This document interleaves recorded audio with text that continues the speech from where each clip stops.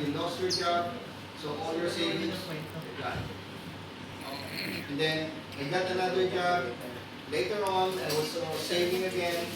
Then lost my job again.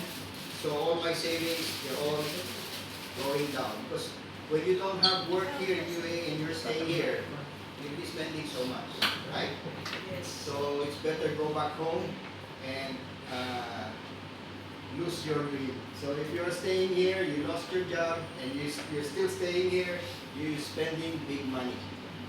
Okay, this is a good place to, if you want to come here, you got a lot of money, it's a good place to stay. But if you don't have money, this is the worst time ever in your life, right? Okay, so I'm here to share with you business opportunity so that you can open your mind and you can do this at your extra time. You don't have to leave your job. You don't have to leave the job that you are in right now. You just have to work smart. Okay? Work smart. Why? Because when you're going to start a business, it will not give you money immediately. Okay? I would say take this opportunity and do this seriously in 2, 3 years, 5 years time while you are still at work. You know, don't wait when you lose your job and then start working on this system, because it will be a very difficult journey when you do that. I've experienced that because I started my journey in global 3 years back, and that was the time before when I started. I'm starting with AIM Global. I lost my job. So I was just still starting, but I lost my job already. So it's a big struggle for me because I have to sustain my finances. No? But if I have my job and I'm doing AIM Global, at least I can sustain everything. So it's not a good way because it's very difficult. That's a very difficult journey. But thank God. You know why? Why? Because before I lost my job, I joined AIM Global already. You know why? Why? Because now it is giving me good money. Yes! So, imagine, I lost my job and then I started AIM Global. Where am I right now? So that maybe I'll be feeling the same thing. I've lost all my dreams. No? So while you lost your dreams, you can still win it back. While there is yet time. Okay? While you still have this time, you can still win back your dreams. Remember the first time you came here, you have full hopes, full dreams, excited. But when the time you come here and have your job and then you experience everything here in UAE, that's the time it all declines. Do you agree? Yes. No? When you get your salary, before you came here, you're thinking about, oh, maybe I buy a house, I buy my car, I buy everything. But when you receive your salary and start sending money and start spending it, and when you look at your money, nothing. Maybe 500 or 100 will remain in your pocket. So if you calculate how much are you earning, can you buy your dream house? No. Even if you stay here for 20 years and you are earning, just saving 100 dirhams per month, you cannot get your dreams. Okay? You need to have a big income so that you can buy your dream. In employment, you cannot do that. Right? So now, I would like to give you the marketing plan of AIM Global.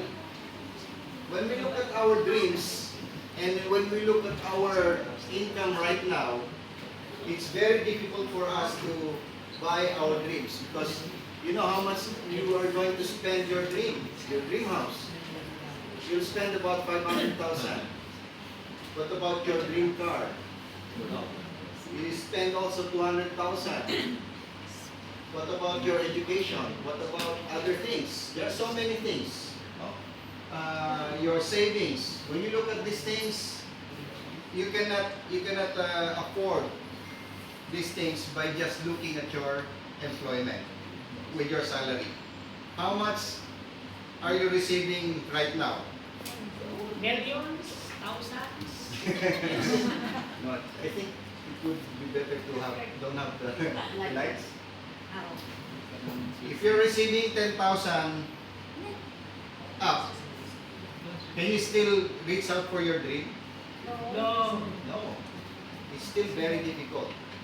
So if you're receiving 10,000 less, it's much more even less to receive or to reach out for your dreams.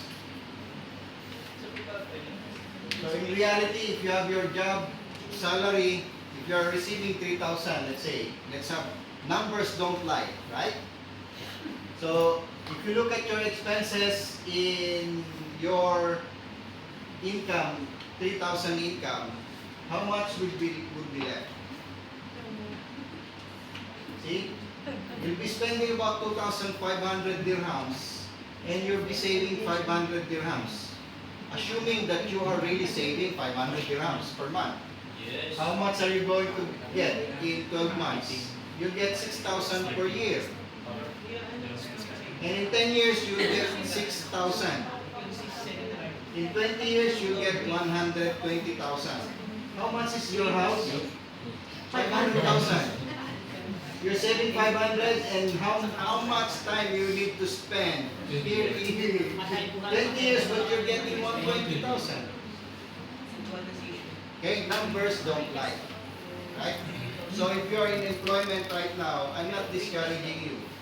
And if you want to reach for your dream, you can never reach your dream.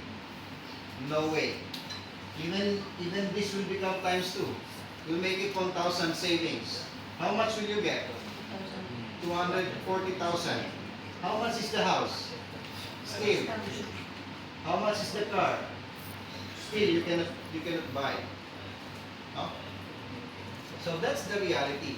In 30 years, you'll be having 180,000. 30 years. Are you going to spend your 40 years in UAE? How old are you now? I'm na 80. Okay, so for 40 years, you'll be getting 240,000. Yes. Okay, so you have 500,000 house. So we'll put this in half. If this is 3 bedroom, make it 1 bedroom. Okay, so you can buy your house after 40 years. Now, so if you are 20 years old right now, after 40 years, you'll be 60 years old. So it's still good, okay, if you are 20 years old. But if you are 40 years old plus 40, you'll become 80. It's impossible because our retirement will go 60 years old. Or much more if you are 50 years old. You spend 40 years again, that's already 90 years. It's impossible. Very impossible. So my advice for those younger, how old are you now? How? Yeah, how old? 26. Still, this is a good way to start. If you are saving 500 and you still stay in Abu Dhabi 40 years, you can buy your house in 40 years. Okay? But you just have to buy half. Half, yes. Yeah, half of the house. Okay? Now, if you want to save all your money, I go outside and just don't buy clothes. Don't send money in your country. Just save 3,000. Okay, 3,000 times 40 years. How much will you get? But you're not going to eat. You're not going to spend the money. Okay. So numbers don't lie. If you look at your situation right now, reality check. No? If you are receiving 3,000, reality check. You cannot get your pay. So if there is an opportunity, if we are giving you an opportunity, no, will you grab the opportunity? Yes? Some people say no. But this is a wonderful time for you to start. If somebody is giving you an opportunity, earn extra income while you are doing your work. Why not start? Especially for those who are younger people, you can start. You know why? Ask me why. Why? start young and you commit mistake, you still can bounce back, right? Like in a ball game, in a basketball game, you have 4 quarters, right? 4 quarters.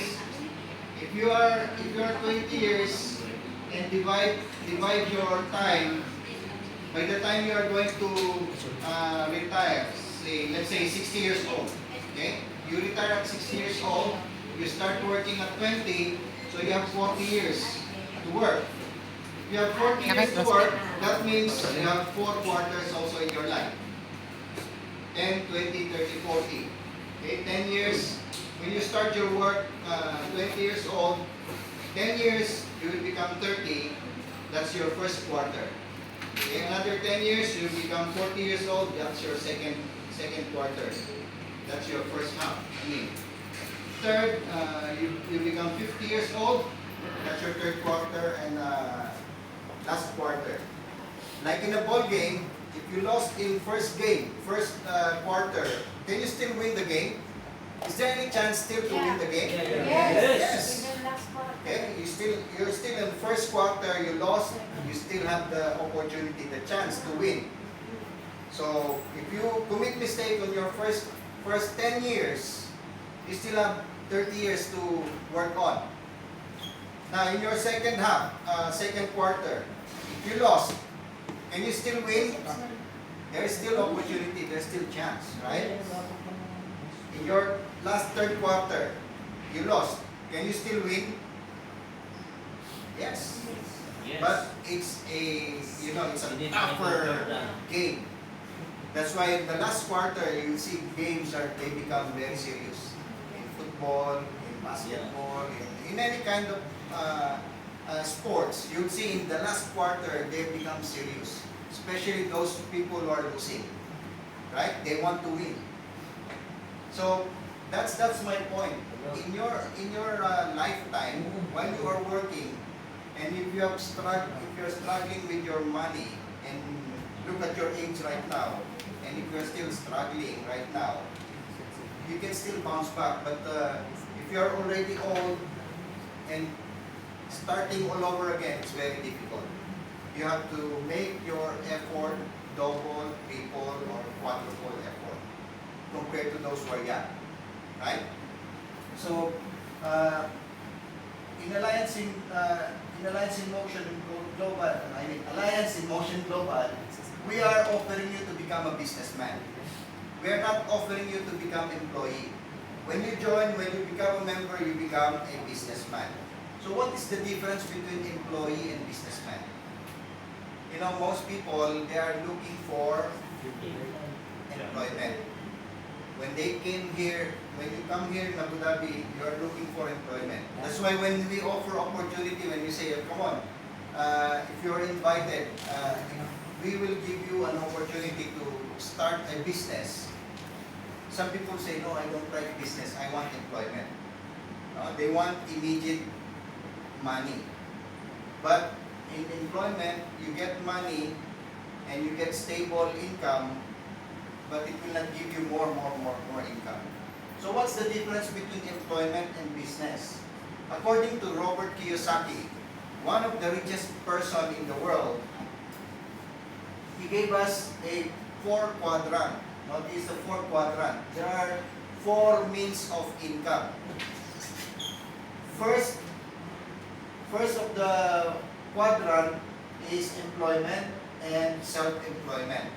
What does that mean? You get your income by being employed. And for self-employed, these are professionals who are also employing themselves, like doctors. They have their own clinics, and their income is based on their clients or patients. This is categorized as active income. Why active income?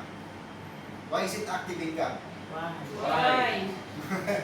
I'm asking you why. Why is it active income? Because active means no work, no pay. If you work for something, you get paid. Like employment. Have you ever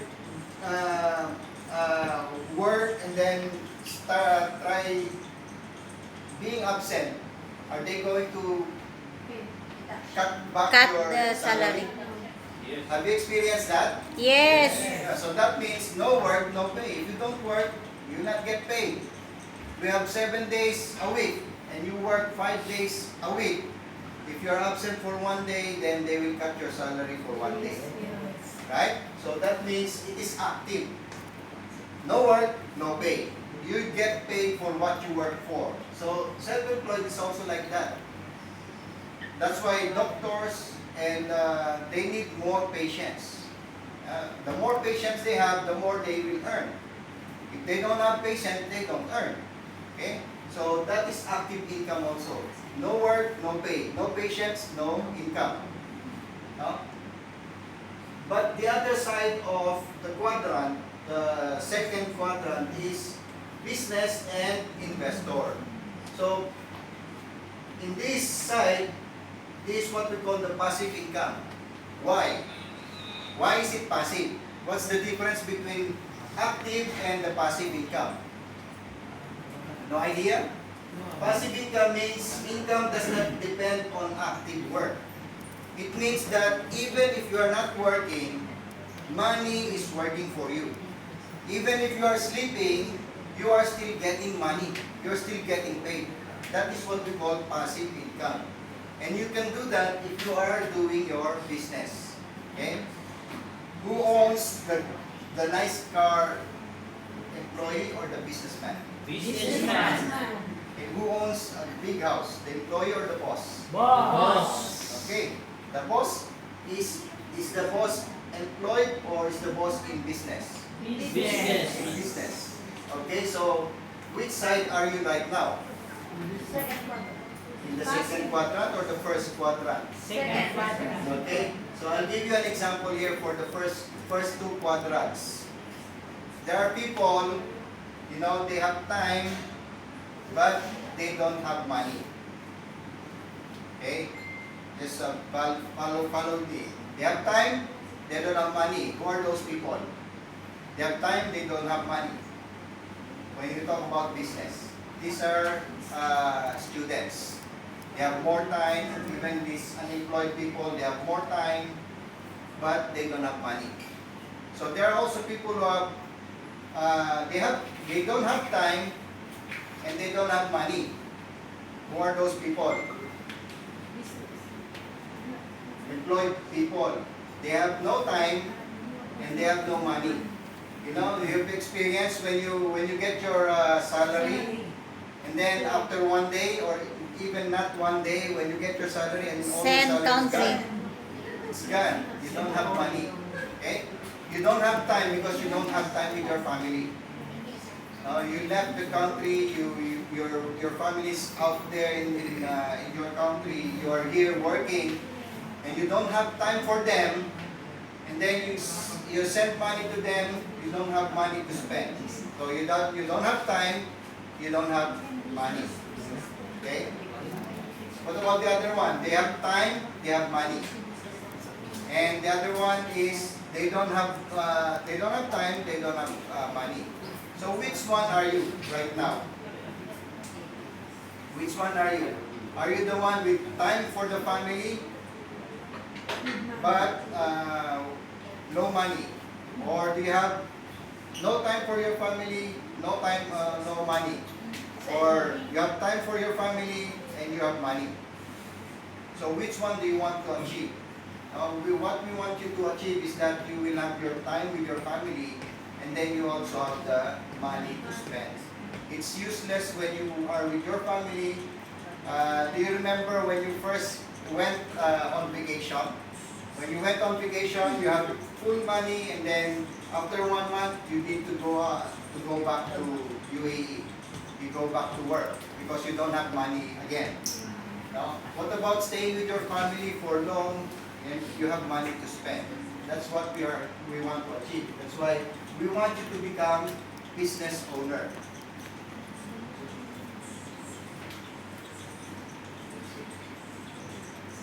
Now, what's the difference?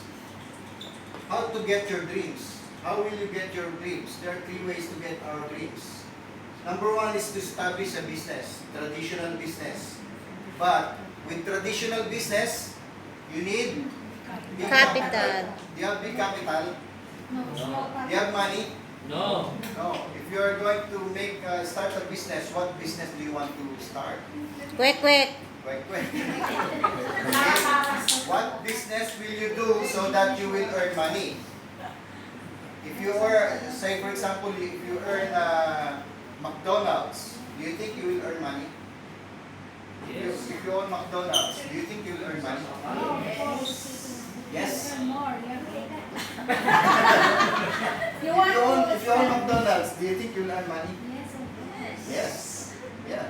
If somebody will offer you, okay, they will give you McDonald's, you will have to accept it, right? Because you know it will give you money. But when you start a business, it's a traditional business, you need big capital. Nowadays, how much it is to own a franchise of McDonald's? You need about 6 million. And if you have 6 million, you will not still be qualified to own McDonald's because there may be so many people now are having 6 million, but they have to qualify the person. Now they don't just give the franchise to you. Even if you have money, you still have to be qualified with their standards. So this way, you cannot do it. We cannot do it. If you are an ordinary employee, you cannot do the traditional business. Many people, they say, oh, after my retirement, I will start my own business. But what kind of business are you going to start? First, how much money do you have when you retire? That's a big question. If you are having 200,000 after 40 years, do you think you can start the business 200,000 in 40 years time? How much is the evaluation of that money by that time? Maybe it's no longer that very valuable by that time. Okay? So, if you own a traditional business, you will have all this capital, you have the permit, and so much operating cost. I am an architect, and before I came here in Abu Dhabi, I already owned my business in the Philippines. I have my design and construction before. And then why I decided to come to Abu Dhabi? Because when I was in the construction and design industry, I earned big, but you know, I have to sustain that. I have to have again another project. When I finish one project, I earn big money. Okay? But afterwards, if there's no project, 1 month, 2 months, 3 months, 4 months, 5 months, and you earn that big money, you still have to spend that money. And that income, it will go down. Right? So I told myself, I'd rather have a employment, a regular steady income, so I went abroad. That's why I experienced being abroad, being employed, having a regular income. But this is my experience. After 18 years, I lost my job 3 times. And in terms of savings, I didn't get that much savings. So I realized I still have to do my business. So in another way, you have to make an investment. But again, we cannot invest money because we don't have this money. Right? So what can you do with the business right now? What business can you start right now? We have what we call the network marketing business. Most people, when we say network marketing business, they left us. You know why? You know why? Why? Because they think this is a scam. Okay? They think this is illegal. But we are a very legal way. We are a legal business, and we have a system called network marketing business. Our business is a system. What is the business of McDonald's? What is the business of McDonald's? Hamburger. McDonald's, what is the business of McDonald's? Do you have any idea? Chicken. Chicken? Manok. Franchising, beverage. Yes. The business of McDonald's is not hamburger. It's not chicken. These are products. Okay? The business of McDonald's is a system. a system called franchise. When you see McDonald's in Abu Dhabi and you go to Dubai, you see another McDonald's there. When you buy this burger of McDonald's in Dubai, is it the same burger that you buy in Abu Dhabi? Yes. Yes, it's the same. It's the same preparation. It's the same packaging. It's the same taste. Why? It's because of the system. So, McDonald's has the system to distribute the product so that they can distribute it uniformly. So that whenever you go, you have the same packaging. That's why whenever you go, when you see McDonald's, it's sure McDonald's this quality standard, right? Because of their system. So what is the business of AIM Global right now? What is the business of AIM Global? Food supplement. Food supplement. The business of AIM Global, food supplement is not the business of AIM Global. Franchising. It is the product of AIM Global. Product. All those products that were presented, these are products of AIM Global. Our business is a system. It's a similar system that the McDonald's is using. McDonald's is using franchising system. Okay, that's why when you see McDonald's, you see everywhere. It's in a franchise of people who have money. They join McDonald's so that they will also earn money. But this is big money. Okay. Now, AIM Global is the same thing, but we made it very small package of system. We have that system. That's why you cannot buy our product in any pharmaceuticals. You cannot buy our product in Lulu store. You cannot buy our product in any of the stores in UAE. You can buy it only in AIM Global. Similarly with McDonald's, you cannot buy burger of McDonald's in SFC. You cannot buy, imagine going to the counter of SFC, can I buy a Big Mac? No, they cannot give you. Why? Because they have the system and we have the exclusivity.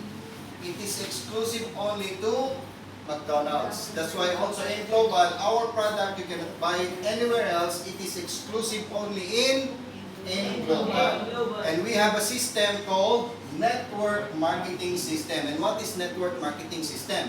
Network Marketing System is a system of distributing the product.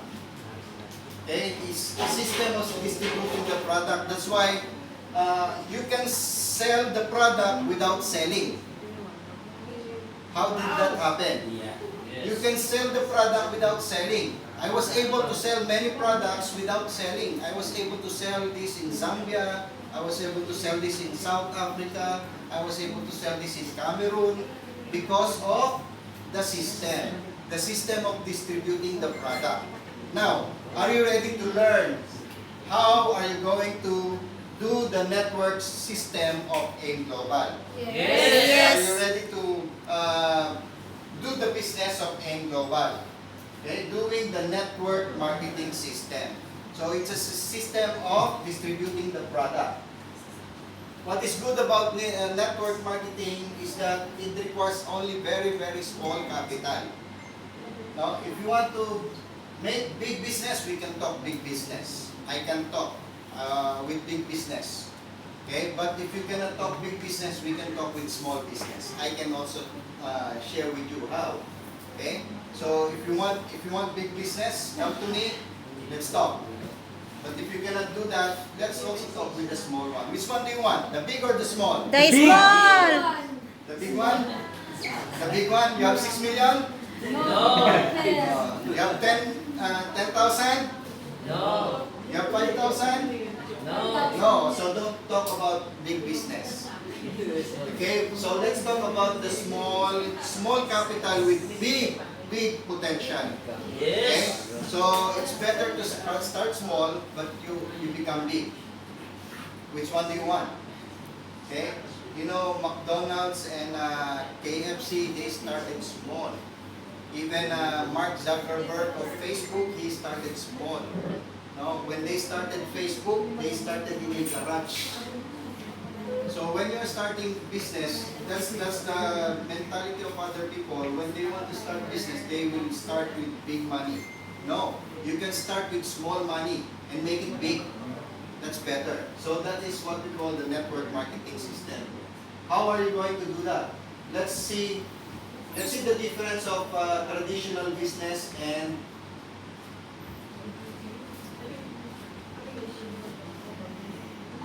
let me just show you the traditional business. Let's have a comparison. Traditional business, it all started with a factory, right? The product comes from the factory and it is distributed by these channels.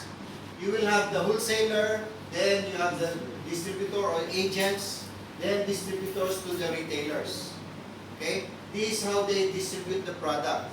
When you want, let's say for example, Pepsi Cola, it will be in the factory, then you need some wholesalers to distribute this in areas, and then you will have agents that will look for stores so that they will bring this to the retail stores. From